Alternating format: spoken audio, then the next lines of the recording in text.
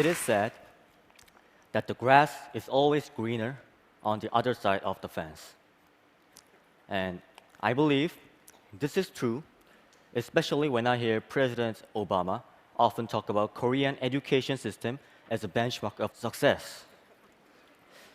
Well, I can tell you that in the rigid structure and highly competitive nature of the Korean school system, also known as pressure cooker, not everyone can do well in that environment.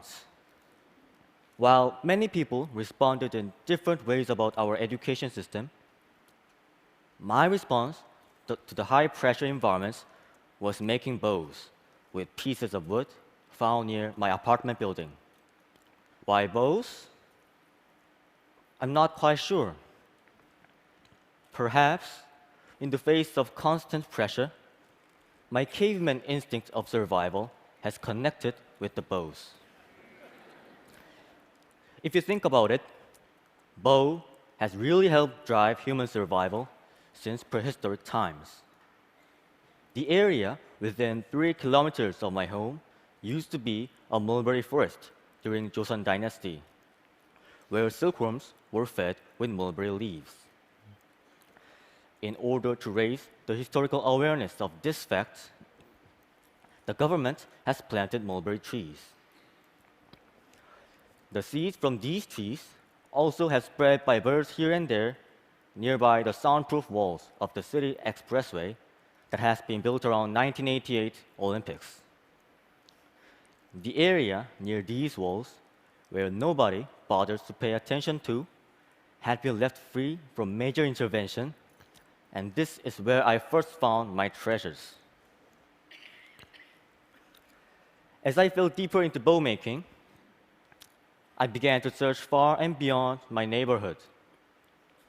When I went on school field trips, family vacations, or simply on my way home from extracurricular classes, I wandered around wooded areas and gathered tree branches with a tool that I sneaked inside my school bag.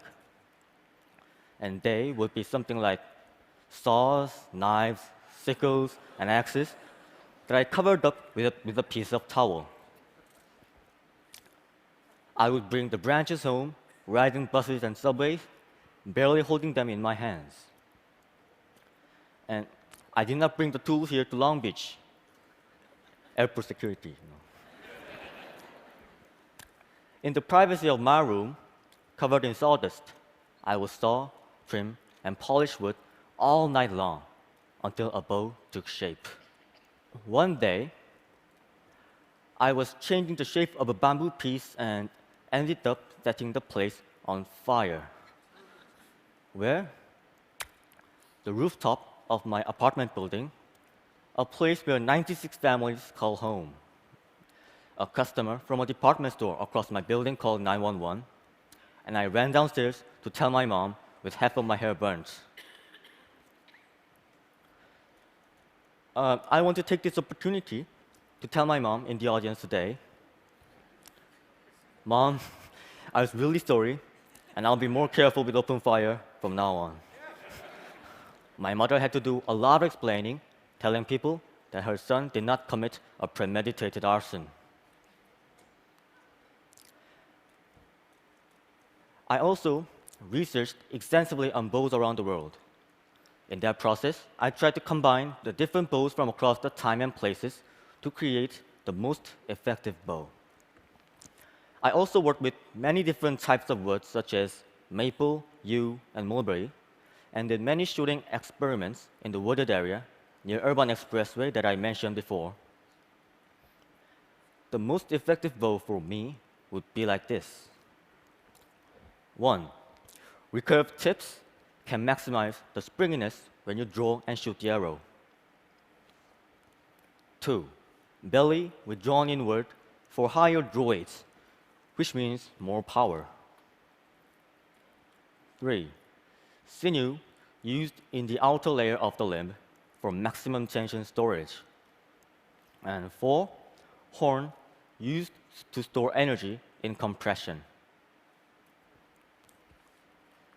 After fixing, breaking, redesigning, mending, bending, and amending, my ideal bow began to take shape. And when it was finally done,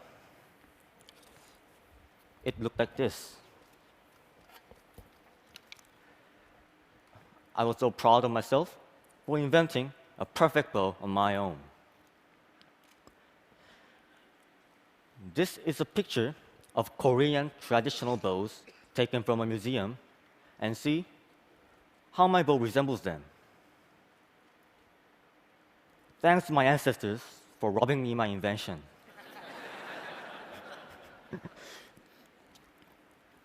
Through bow making, I came in contact with part of my heritage, learning the information that has accumulated over time, and reading the message left by my ancestors were better than any consolation, therapy, or piece of advice any living adults could give me. You see, I searched far and wide, but never bothered to look close and near. From this realization, I began to take interest in Korean history, which had never inspired me before. In the end, the grass is often greener on my side of the fence, although we don't realize it. Now, I'm going to show you how my bow works. And let's see how this one works. This is a bamboo bow with 45-pound draw weights.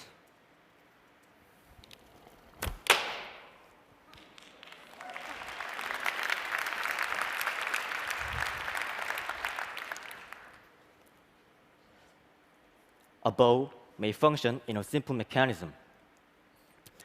But in order to make a good bow, a great amount of sensitivity is required.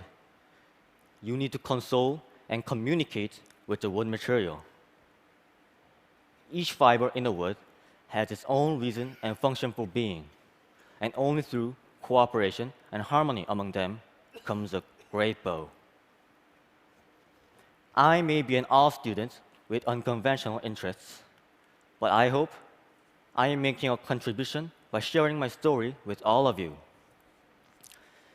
My ideal world is a place where no one is left behind, where everyone is needed exactly where they are, like the fibers and the tendons in a bow. A place where the strong is flexible and the vulnerable is resilient. The bow resembles me, and I resemble the bow.